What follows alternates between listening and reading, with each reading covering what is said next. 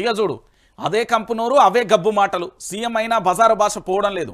ఒట్టేసి రుణమాఫీ చేస్తా అని మాట తప్పినవు, కోసినా ₹1 లేదంటావు. 1300 కోట్ల రూపాయలతో శంకుస్థాపన ఎలా చేసినాం? అధికారంలోకి వచ్చి 600 రోజులైంది. ఏ ఒక్క హామీ కూడా పూర్తి అమలు చేయలే. ప్రజలకు ఇచ్చిన హామీలను ఎగగొట్టినవు. ఎప్పుడైనా తెలంగాణకు శ్రీరామ రక్ష కేసీఆరే. రేవంత్ రెడ్డిపై వేముల ప్రశాంత్ రెడ్డి ఆగ్రహం. నేను చెప్పింది వాస్తవమైన విషయం, దీంట్లో ఎలాంటి డౌట్ లేదు. రుణమాఫీ చేస్తా అని చెప్పి సీఎం సొంత నియోజకవర్గంలో ఏ గ్రామానికన్నా వెళ్ళండి, రుణమాఫీ అయిందో కాలేదో తెలుసుకోండి. దాంతోపాటు పెట్టుబడి సాయం వచ్చిందా రాలేదా తెలుసుకోండి. దాంతోపాటు పూర్తి స్థాయిలో తెలంగాణ రాష్ట్ర వ్యాప్తంగా ఎక్కడేసిన గొంగడికి అక్కడనే ఉన్నది.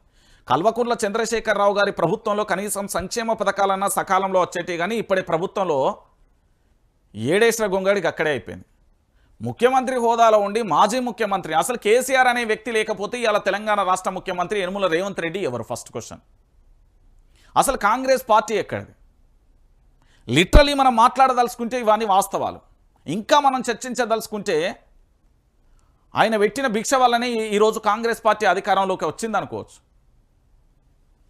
ఏమన్నా అంటే పూర్తి స్థాయిలో కూడా ఒట్టేసి ఒక మాట, ఒట్టేకి ఇంకొక మాట, ఏదో సినిమా డైలాగులు చెప్పినట్టు చెప్తారు, అంతకు మించి ఏం లేదు.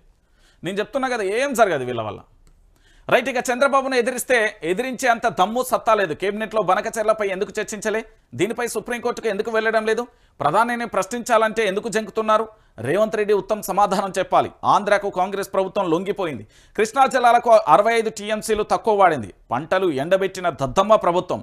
ఉత్తమ్ బాధ్యతారాహిత్యంగా ఉన్నాడు. స్టడీ చేయలేదని మాట్లాడడం నిర్లక్ష్యం. మాజీ మంత్రి తన్నీరు హరీష్ రావు ఆగ్రహం.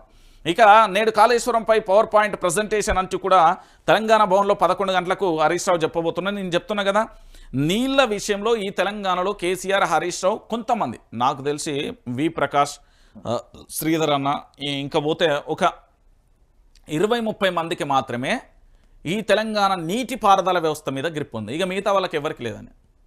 రాజకీయాలు చేసే ఒక 20-30 మంది, అందులో 10-15 మంది దాకా బీఆర్ఎస్లోనే ఉన్నారు.